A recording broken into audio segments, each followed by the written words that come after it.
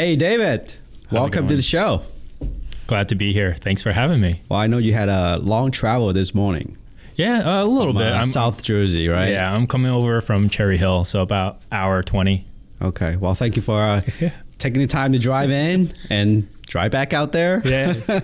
But I'm really happy for you to be here because I've grown my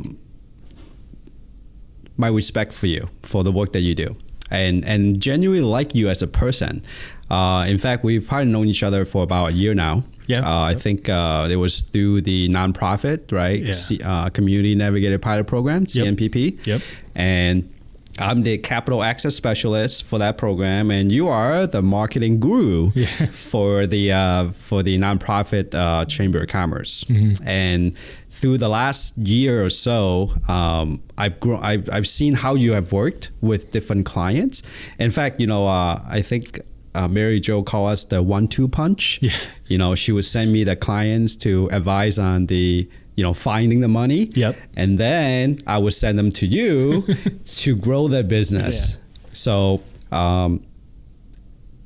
it's amazing to have you on the show, and I'm really excited to cover some of the kind of the marketing trends that we have. But first, before we dive into it, tell us a little bit about your personal journey, right? How you ended up as a marketing consultant, and we can start from there. Well, thank you for having me. And just to dive in right in, starting out roughly about 11, 12 years ago, I graduated and was trying to find myself into marketing agencies, working for a brand. At the time, definitely still wanted to be involved with automotive. Mm-hmm. So, you love cars, don't you? That's one of my passions in life. And, I tried to, go everywhere, find automotive brands to work with. But I graduated probably at the worst time, like many folks during the 08, 09 era of the financial crisis. And, jobs were just super tough to get into.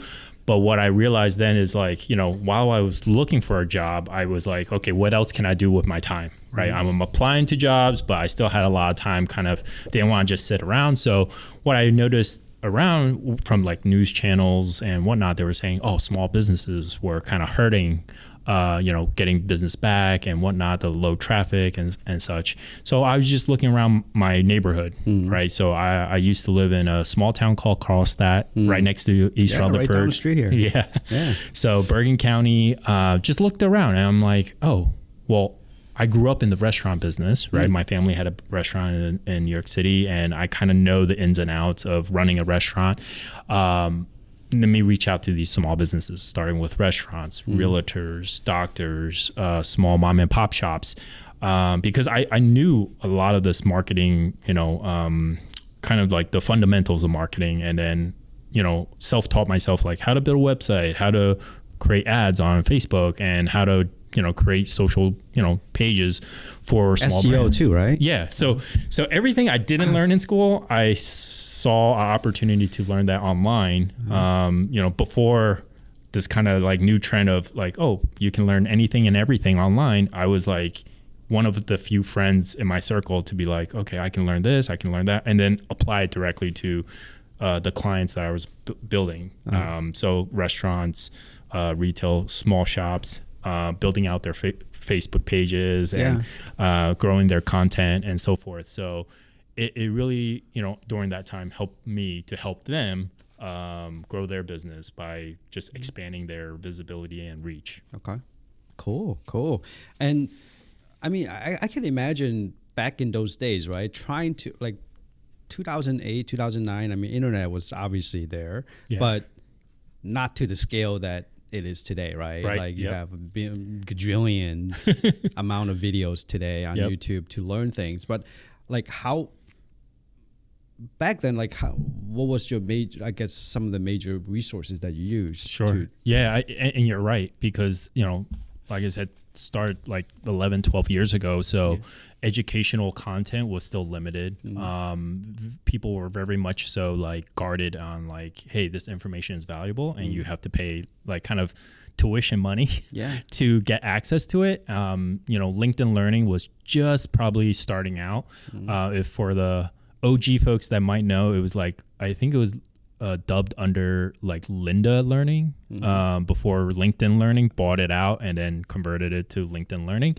But yeah, I and that's how I kind of ducktailed into SEO, because I was researching, all these different like networking groups and, advertising agencies, where are they learning their kind of source, right? Because social media, even though was just kind of emerging and just gaining traction from like the B2B industry, a lot of people were scrambling to figure out, okay, like what's the best practices, what I should be doing for brands, what the company should be doing for social.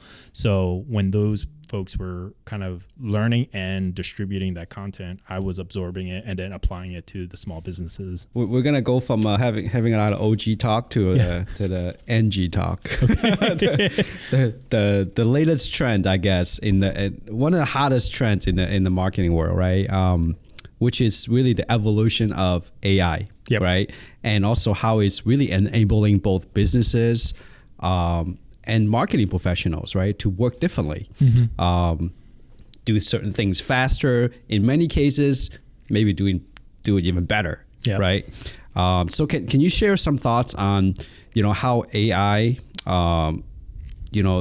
what is the role of AI really in this new world of marketing, and more importantly, like what interesting ways are you seeing that businesses today are using the latest AI tools such as ChatGPT or Bard, whatever, to improve their marketing end of things? Yeah, sure. I mean, ChatGPT and AI technology tools that we're using today, or how this trend has just exploded in the last 3-4 months. It wasn't just overnight that this happened.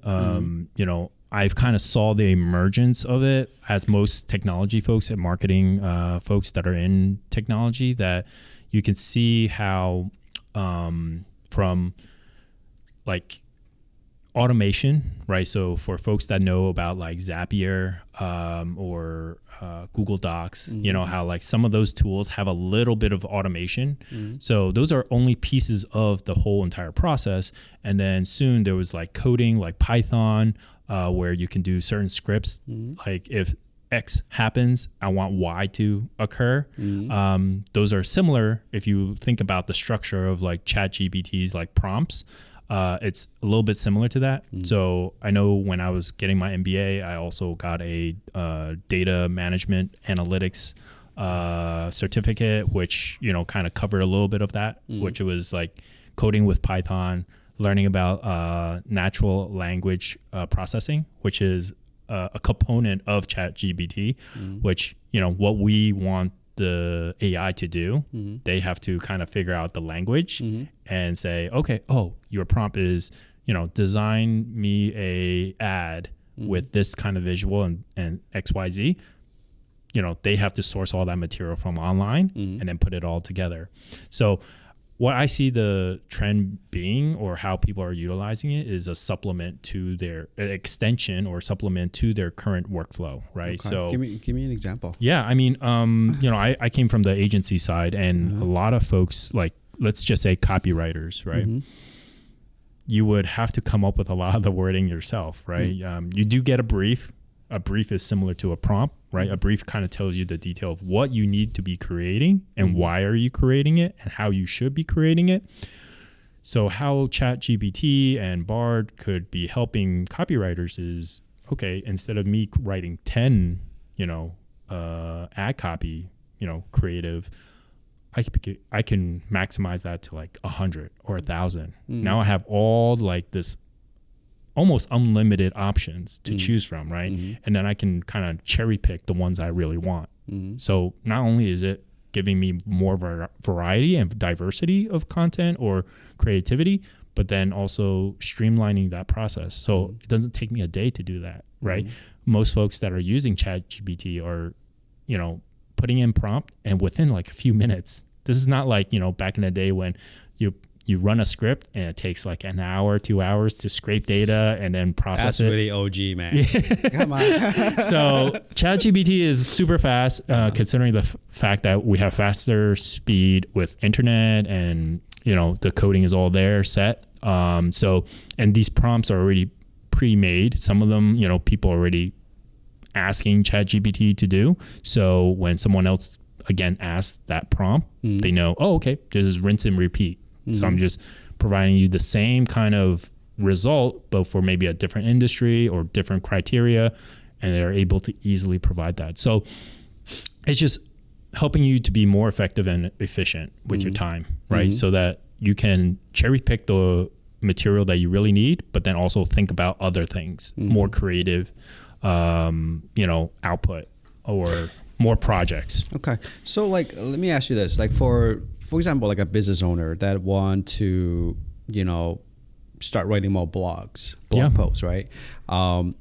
Sometimes hopefully they would take the time to put some thought into what they want to write about. Yeah. Right. But a lot of the businesses I know, where they actually hire an outside blogger, a writer to come up with the material. So do you think the AI tools like ChatGPT and Bard, does that really replace those type of the jobs that we talked about, or it's more of a filtering tool, or if for the business owner to get the best possible quality? Yeah, and that's the big elephant in the room question, right? Is okay, this is a great tool. Like any new technology, there's always going to be a disruption to the economy, right? Economy of workers, economy of the work. And I think again, this is just my point of view. I feel like right now, because of that transition, we're going to see probably, again, certain jobs not required, right? If small businesses, granted, you're talking about small businesses who are dedicated to their craft, right? So someone who's, maybe similar to my parents who open a restaurant, they might not know what AI is or how to utilize the prompt. Only folks that are familiar with that technology that can utilize it to the best benefit to whatever they're looking to do, whether it's copywriting or, photoshopping creative, those folks would understand and can capitalize on that and make it super streamlined. So if you're a small business owner who doesn't matter whatever your industry is, and they're able to understand the technology, then they can really maximize, right? They don't need to maybe hire a copywriter, maybe don't have to hire a graphic designer. But then again, for that particular individual, right? And I talk to, creatives all the time. They don't want to work with that type of client, right? Because typically they're, for the lack of term, cheap, and they say, oh, well, limited in terms of budget, marketing budget. Right, exactly. They say, well, why am I going to pay you X amount of dollars? I can just go to ChatGPT, get my blog, get my ad copy and whatnot already. The only caveat to that is you really have to understand the technology, and you also have to understand the marketing side, right?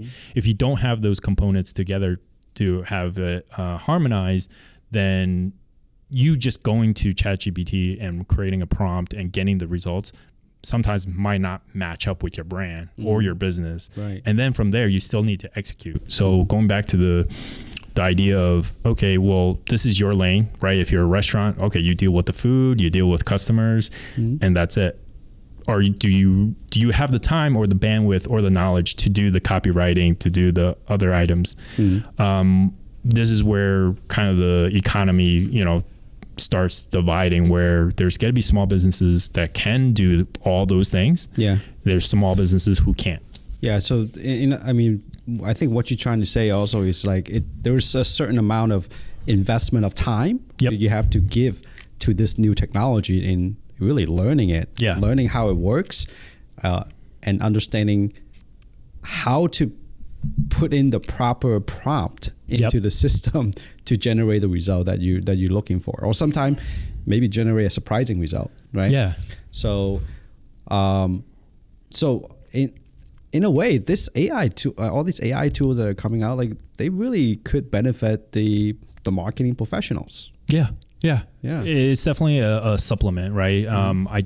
Some folks that are technology, they don't like technology because they're more in tune with the craft, right? And I know those type of folks where they're like, hey, I need to design things through Photoshop. I have a certain process. This is my craft, and no computer can take over what I do.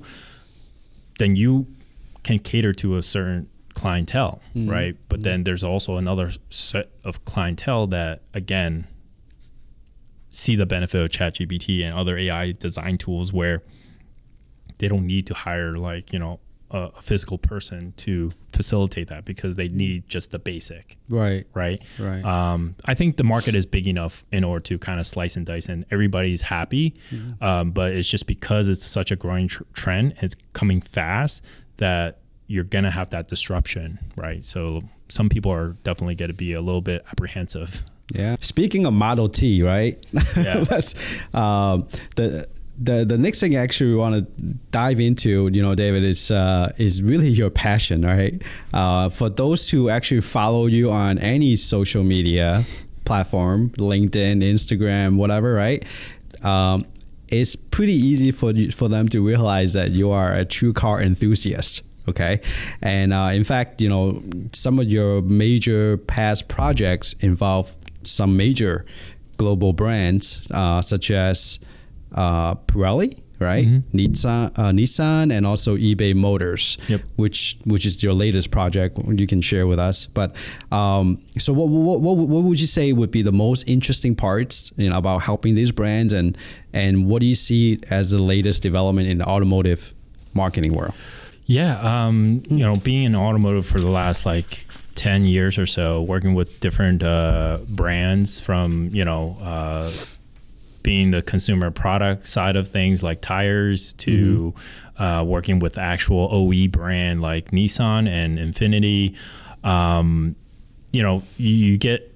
I'm exposed to a lot of different components, and then understanding how the industry is trending in the last, I would say, 6 or 8 years. Technology is definitely a key component, as a lot of our fleet, vehicles are transitioning to EV, but also how we get more connected to our automobiles, right? Not just the fact of okay, I have an easy way to get in and out of my car. I have an app that can unlock or turn on the air, or have my settings set when I get into the car.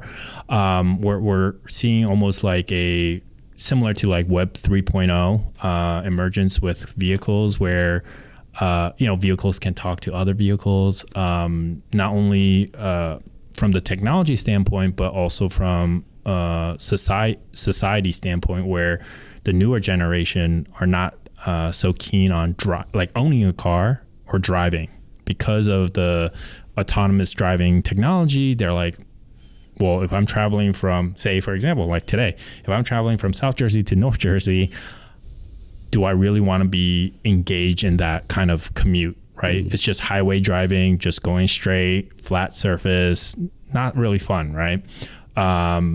So people, the mass majority are I would say in favor of that. I'll let the car drive itself. Yeah, it's like when you turn 16, right? Yeah. In the US, the first thing you want is a car, but not really. You don't really want a car. You really want just freedom and mobility. Yeah, exactly. Right? So it's just that back when we were growing up, it wasn't an option to press a button on your phone and get a car and show up in front of your house, right? Exactly. So now people can really have access to mobility and really freedom. And you don't even need to be, 16 to have that. Right. I mean, your parents. I don't even know what is the legal age for you to travel on your own. I don't even know. I mean, I've had cousins who travel, globally on an airplane by themselves when they were, I think, 11 or 12. But it's different. You have a chaperone or something, right? No chaperone. They just travel. They just let the airline know, hey, I have a kid that's traveling by themselves, not with a parent or anything. Oh, right. And right. then they just make sure that they get on the plane and get off the plane. And then right. That's what I'm talking about. That person to make sure that your child gets on and off the plane. Yeah. Yes. But I think, you're right. I mean, parents today, if you're too busy to drive, your kid to whatever, soccer practice, band practice, whatever, and it's local, right? And I say local, like meaning maybe it's a 5, 10, 15-minute drive. I think with the emergence of autonomous driving and how Uber is operating, some parents wouldn't mind. They say, hey, I think it's pretty safe. I have the app and a vehicle can come to the house to pick up the kid and drop them off at a destination, and there's no driver, right? Now, this is not mass adoption yet, but I think for those who are very technology oriented and very, forefront and pioneers of like utilizing the latest and greatest technology things, those parents and those kids definitely are like, oh yeah, I'm here for the freedom, for the convenience, for the accessibility to that, right? So they're like, oh, no problem. Then it just I feel like David, like talk about technology adoption, right? It's a human thing, right? And there were a time where we were like, we're not gonna have an iPhone. We're not gonna have a smartphone, right? Right. We love the analog or analog. like buttons. Yeah. I'm not gonna do shopping on my phone. Yep. What's happening today? Yeah. So there's a lot of stuff, that people would say today. There's folks out there like Alex Roy. If anyone who knows, he's been a advocate and also someone who's been close to like autonomous driving and car technology. Someone like, that a lot of the professionals kind of, get guidance from, because this is truly like, a transition in automotive industry, right? Because whatever is set as a precedence now is going to help us either, pivot to a society that is more autonomous driven, right? Or a society that is going to be more, like we're going to need humans or robots driving us around, right? Because we still don't trust just the car itself to drive around. But I think, with this discussion, I think we're, still early stages of seeing where the autonomous driving vehicle economy is going to head towards. Obviously, there's a lot of legislation that is promoting EV vehicles.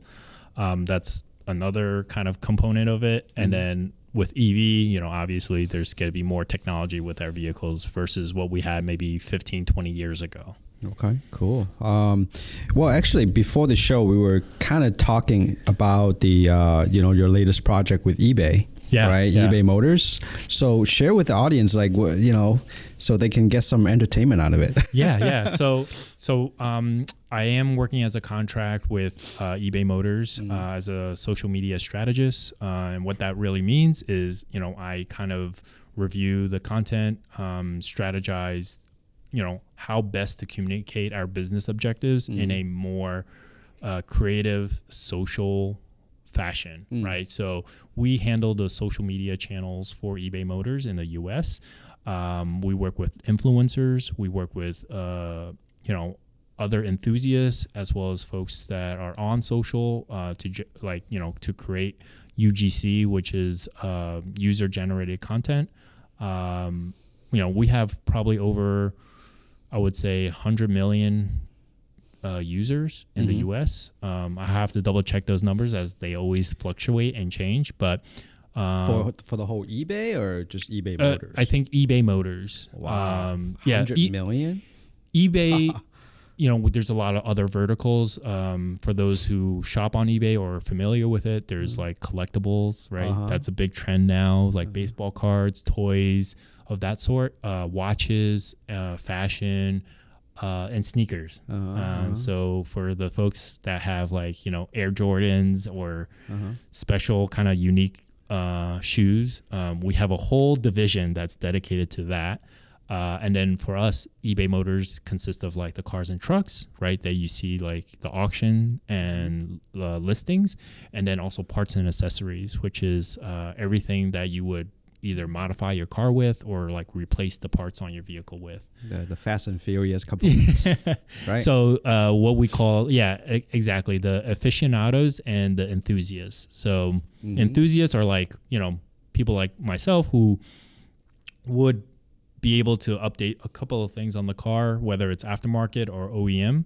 Aficionados are the folks that are like kind of building the cars, right? So they'll like kind of mishmash different say axles or transmissions, engines to different bodies, chassis, and stuff like that. So they're like the echelon of like car people. Sure. So yeah, it's been an exciting kind of journey so far, and we just wrapped up the filming for Between Two Rides season 2, and you can look out for that on eBay Motors on YouTube, and it's probably gonna be released at the end of May. Wow. So yeah, exciting stuff. Any idea like how many viewers for season 1? Well, we had about I believe it was 4 episodes. It may be 5 because we typically run through different categories, right? We'll have either like a classic car, a JDM car, a European car, or American muscle car, and then we pit against the stock version of that vehicle, and then a version of that vehicle that's heavily modified with parts from eBay Motors. So then they kind of go head to head and see how they can go through, whether it's a racing course or a some type of challenge that we propose to the influencers that are going to be on the show. And it's a fun time. You get to see the dynamic between the different influencers and drivers, and then also the different types of parts that you can modify the vehicles with. Yeah, the reason I'm curious, right, on how many eyeballs are on on a show like that, because nowadays we know we don't watch commercials anymore. Right. Nobody does, right? Even my 5-year-old kid knows how to skip commercials on YouTube, right? Yeah. So the value of having producing contents like that, right? I think I would think is extremely valuable, right? That's why big brands such as eBay are doing things like this, right? I mean, it might not directly help them sell things, but it builds the story on how you actually helping your customer. Right. I would be interested to know how many views. We in the first season, and by the way, we do have some organic and also paid promotion on it. I would say the first season we definitely did over 100 million views. And we're probably slated for a very similar view rate for season 2. And this is I would say a culmination between organic, where it just, if you love these influencers and you love these type of cars, it would automatically come up in your feed. Or if you follow, eBay Motors, which currently I think we're about to tip 100,000 subscribers there on our channel, and we've only been active for a year and a half. So, a combination of that, a combination of the paid efforts, which we allow for viewers who may not be familiar with eBay Motors to experience the episodes on their own. So that combined together is usually netting us over 100 million views. That's amazing. Wow. Well, congratulations on on season 2, and hopefully it does better than 100 million. Yeah. We're looking forward to it. Awesome. Well, David, you share with us that that you growing up, you spend a significant amount of time, right, working in, kind of the mom and pop kind of environment, right? Particularly helping your family-owned restaurants and businesses, right? Diving into really the marketing within the food industry, right? Especially with, the emerging food delivery or ordering platforms, right? Uber Eats, DoorDash. being so popular nowadays, these mom and pop restaurants are facing challenges they've never seen before. Yeah. So what is your view on how, some of these mom and pop restaurants, right, can really turn this challenge into an opportunity? Yeah. So with small businesses like the mom and pop shops that, operate locally in certain, whether you're in New York City or you're in like the suburbs, I think you need three things. It's really just making sure your customers are heard and you're providing them a great service, right? I think a lot of times people think, oh, there's new technology, we need to hop on that, or there's a new competitor in this space, I need to combat them with pricing or promos or whatnot. But I think at the end of the day, we need to kind of go back to the fundamentals of restaurants, right? Which is providing a really awesome customer experience, right? And that's from the initial touch point. And this is where I kind of help out small businesses, is like the website, your Google listing page, my Google My Business page, your social media. Because a lot of times people, when I talk to either my parents, they say, oh, when the customer's in the restaurant, yeah, we'll give them the best experience. No, like today, experience happens offline too. Exactly. Like, with the emergence of like Uber Eats, DoorDash, Grubhub, and as any restaurant owner knows, they take a heavy cut, right, from your delivery, but then also your food costs. So, already your restaurant has small margins.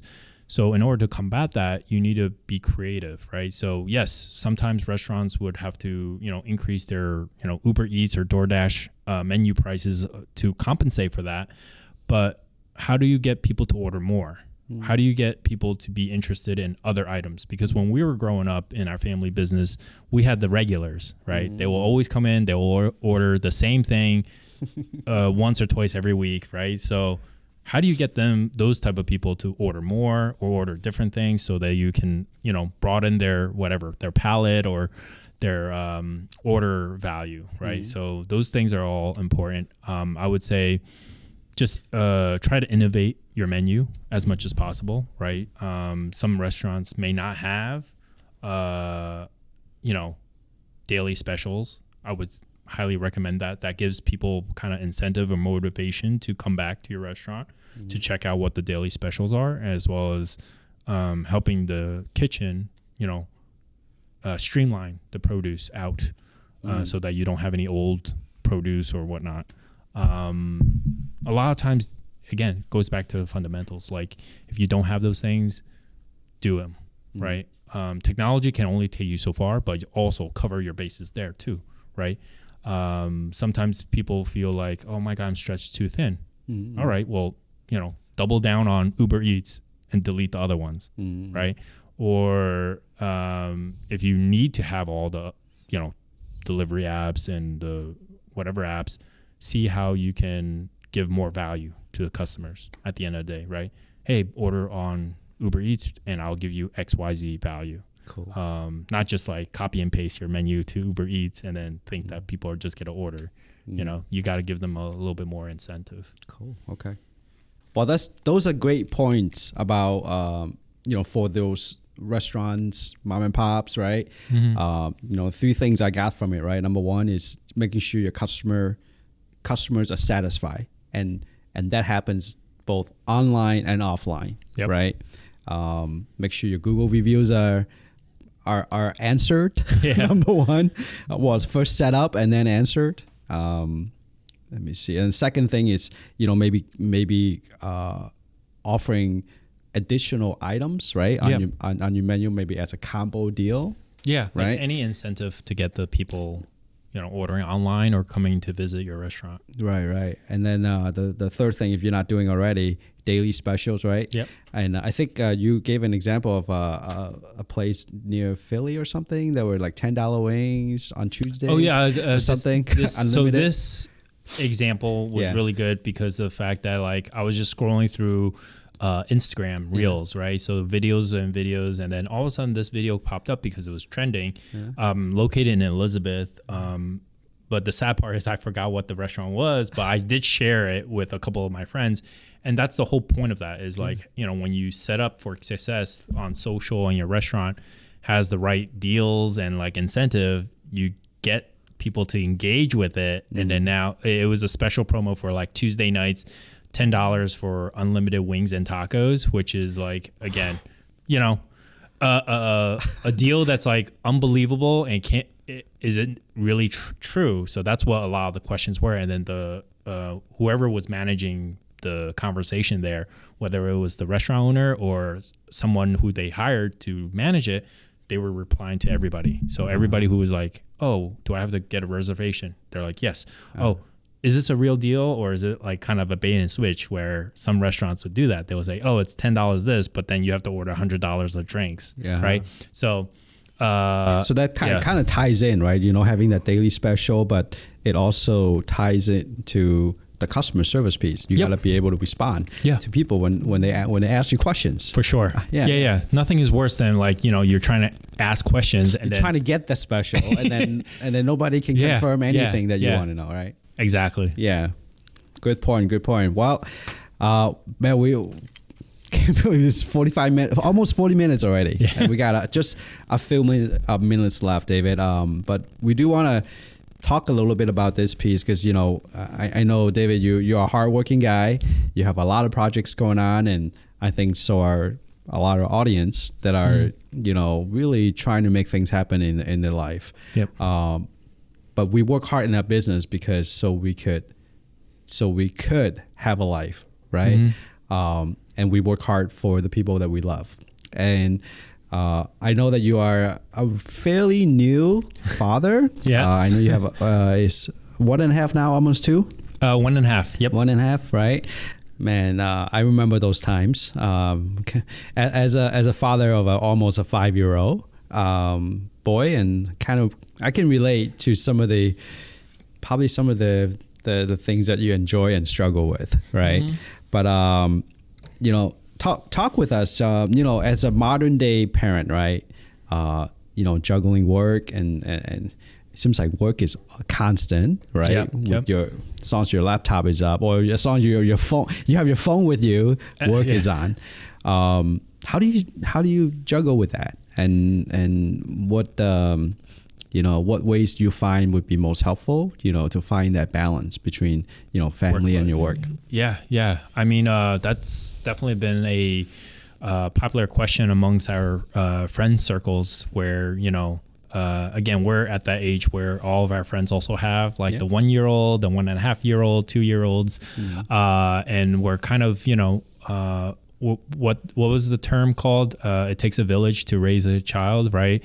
And you know, we are in that kind of mindset. So like, you know, when we try to hang out, you know, we kind of share tips like, oh, hey, this is how you feed them, and how do you deal with, you know, if they're just not eating or doing this, that, and the other thing, daycare, and all the stuff that, you know, goes into parenting a baby that's transitioning into being a toddler and all that good stuff. So for me, it's a few things. I think, you know, just growing up in a fast-paced environment with my own family, like growing up, you just have to kind of roll with the punches. Like whatever happens, you know, you just try your best to be prepared for it.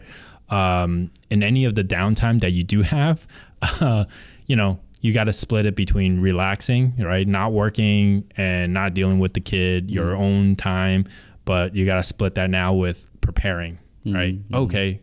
You know, the kid's about to turn 4 or 5. Oh wait, that's the time you need to prepare them for kindergarten, first grade, and so forth. What school they need to go to, what needs to be prepared. You know, I'm looking up Chinese schools for my kid. Obviously I would love for him to learn another language. And then, yeah, with work wise, it's, you know, luckily, one of the silver linings of the pandemic is that a lot of the jobs, digital jobs, as well as other jobs that can be done remotely, you know, we have see that we do see this pivot from corporations that they're having their workforce becoming work from home or remote jobs. That definitely is a big benefit. So I would think it would open up more opportunities. Right? For people like yourself or marketing. Yeah. So, outside of my usual 9 to 5 hours, which, I dedicate myself to eBay Motors, and then, there's weekend time, and then there's, nighttime after we put the kid to bed. I'm always working, I'm always seeing what's the next opportunity. How can I, generate more kind of revenue for my own business, make new connections, make, opportunities that wasn't there, last year or last month or whatnot. So for me, it's just keeping, like, you just got to keep the momentum going. And then also finding time to, like, relax, hang out with your family, hang out with your kid, and make sure, like, you put in that time, because someone, used to tell me they're only one once. It's not like, you miss that time and then you say, oh, can we go back to when you were one and you were just playing with blocks and doing this? It's nope. If you miss that train, guess what? Then they're 2, they're 3, they're 4. And before you know it, they're 13, 14 going off to college and so forth. So I always, as much as I work, as some of my friends tell me I overwork, but as much as I work, I think the term is you work to live, not to live to work, right? So we always try to find that balance, but there's 24 hours in a day, so I try to maximize that as much as possible. Wow. That's very true. And I mean, I sometimes I like to think about how our life was before we were a parent, and how our life is right now, right? And I'll tell you, it's in many cases, in my opinion, it is better structure. You have to have better structure. Yeah, without a doubt. And you have to always have more priorities. Clear priorities. Yeah. Right, when it comes to a business and personal. Yeah. Right. I think being a parent is a lot of fun, but a lot of challenges, I'm sure, for you too. But I think nowadays, in fact, I came across this research by Pew Research Center, which is a fact tank, versus compared to think tank. They actually look for information, through a lot of polling that they're doing, or a lot of social science research that they conduct. They recently published a report. It's on the internet back in January 23rd, highlighting really a list of worries that modern parents have today, and they basically separate in, the data into two categories. One for children under 18, and also parents with kids older than 18. So these are like growing children, right? Adult children. So it's only 2 segments. Under 18, above 18. From under 18 and then over 18. Like they basically categorize the different types of worries at different stage of the kids, I guess. But the one that I want to bring up is the one under 18, because obviously both you and I have have one of those.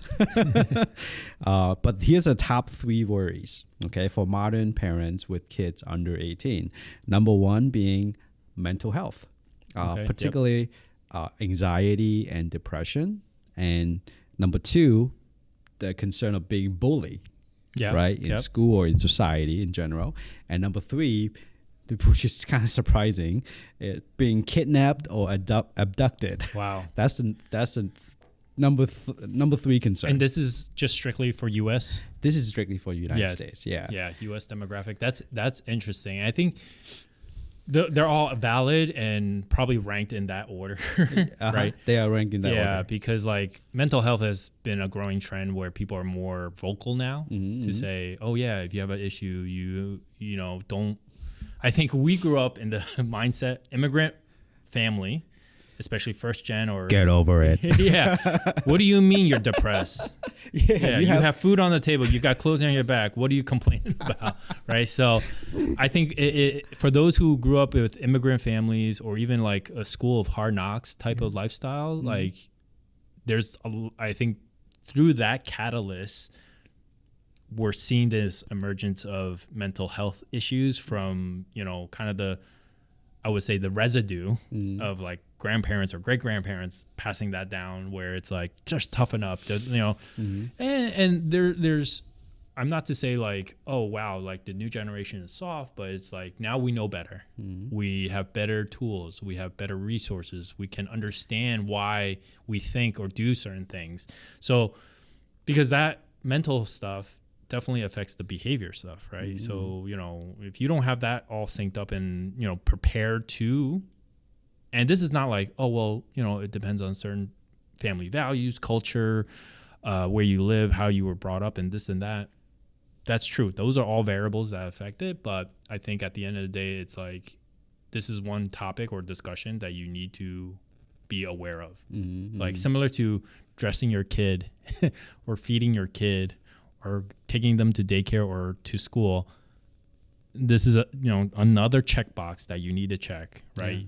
That you need to kind of have an open dialogue. And if your kid, does experience some type of mental, to your point, like anxiety, depression, or certain whatever thoughts, you as a parent, you have that responsibility to have that kind of channel open, because then, you take it to a certain level, and then if it's something above your, capabilities, then yeah, of course, obviously there's therapists, psychologists and whatnot to exercise that area. Well, neither one of us are trained. We're not, professionals. Exactly. But I mean, but logic and reason, dictates, I think that would be the path, right? If you're reasonable enough that you can talk to your kids and help them, then great. If not, that's why we have therapists and psychologists. Cool, man. Here's an OG talking the new G way of raising kid.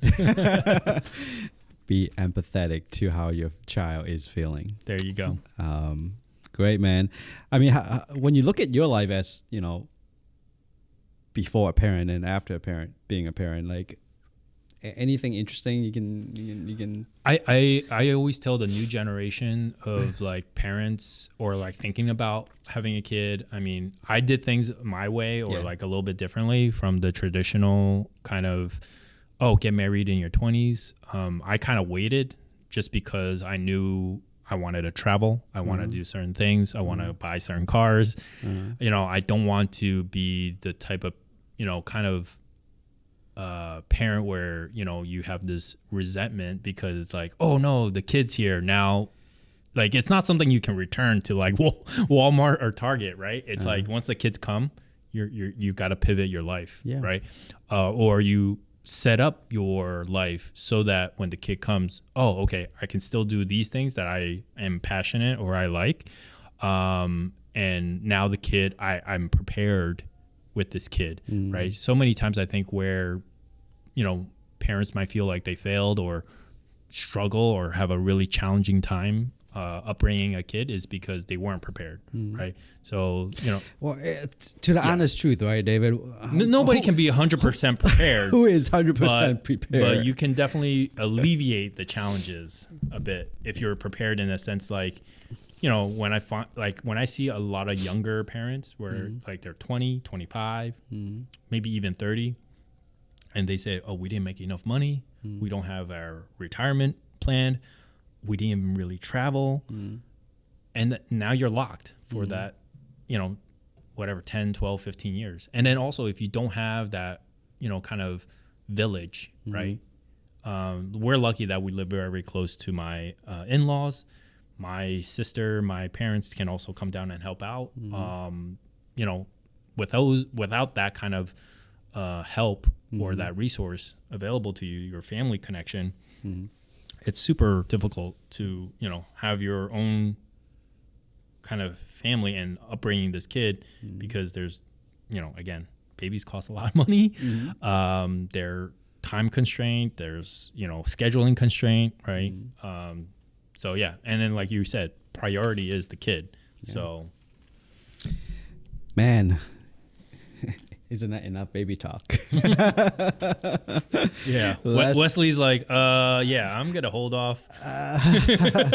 He's still experiencing life. Wow.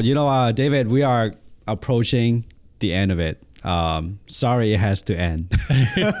But it's so good. I really have learned so much from you, from different marketing strategies and, really practical things that businesses can really do. Yeah. As we wrap up, I think this is a question that for the audience, right? Let's say you got someone who just ran into you at a coffee shop, right? And then somehow they caught you on our podcast and our YouTube show, and hey, that's David Lee from David Lee Consulting. They're curious on how they can actually start their own business as well. Maybe they are just in the ideation stage, right? Thinking of how to be an entrepreneur, or someone who is an entrepreneur that wants to take it to the next level so they can be better prepared when they become parents themselves, right? What would be the one or two, entrepreneurial advice you can give them that can help them take themselves to the next level? Yeah. No, this is great. And through my experience working with other people in the office, like doing 9-to-5 jobs, I've definitely converted a couple of people to at least initiate their side hustle or start their own business. Some folks even converted and, say, oh, my business is taking off. I'm actually going to quit my 9-to-5 and just do my business. Right. So my number one thing is really like, before, getting an EIN, LLC or tax stuff, right? I would say make sure you find the business or the type of business that you want to go into that's part of your passion, right?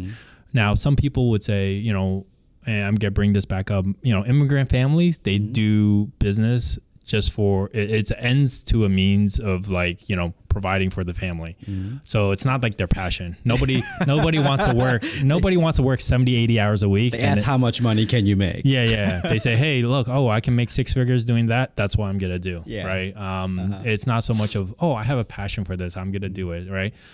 So I think that's number one thing that you're going to last a lot longer, like long-term wise, because money is great, but I think sometimes for certain people, it's not a definite driver of like, I'm going to do this for the long haul, right? It could be really short term. I just need some cash because I have this, car that I want to buy, or I have this I need to purchase, and I just need, 10 grand, 20 grand, 30 grand, whatever. Once I meet that goal, I'm going to stop, right? There's people like that. That's perfectly fine.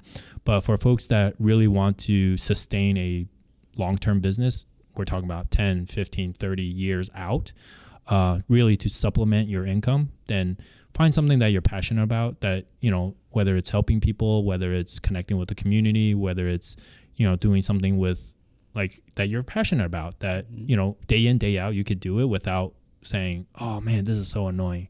Oh man, I don't want to do this. Like, something that you're excited about or something that you are content with, where you're like, you know what, I like doing this. I don't mind doing this for the rest of my life, right? So, everyone's a little different. You just got to find your own kind of passion project that turns into a business. Yeah, and so your main point is to find your passion. Yeah, right? Find your passion, and on that thought, right? I mean, this is one question that came to. That I would ask myself or ask others to ask themselves, right? To really find what they're passionate about is, what is one thing that you would do day in and day out for free? Yeah, for free. Now, I'm not. That question doesn't imply that you should do it for free. But what is the one thing that you passionate about doing day in and day out for free? Because if you would do it for free, you would definitely wouldn't mind getting paid. Yeah, exactly. So, great point. Do you have a second advice? Yeah, I mean, just make sure that you dedicate it, like time, resources to it, right? I think sometimes I meet with new entrepreneurs or about to be business owners or start off on their journey. They feel like sometimes, I lack the business acumen. But we were talking about this before. Just go on Google, search it. A lot of free resources out there, videos, webinars, content. It's all out there. You just got to ask the right questions, right? Heck, you can even use ChatGPT and say, hey, look, I'm about to start a, restaurant or a flower shop or whatever business. They'll say, step 1, do this. Step 2, do this. What's the 10 steps of starting a restaurant? Yeah. And like there's some people that need that kind of instruction manual. Other people, like our immigrant families, they just say, let me just start here. Okay. What else do I need to do? And they just roll with it, right? So, well, David, amazing to have you on, and we have, I think today you really shine some awesome value on how marketing should be done in today's age, and also at the same time, great nugget at the end. So, yeah. Thank you so much for being here, and hope to have you back on the show soon. Oh yeah, of course, man. Awesome. See you, man. Thank you.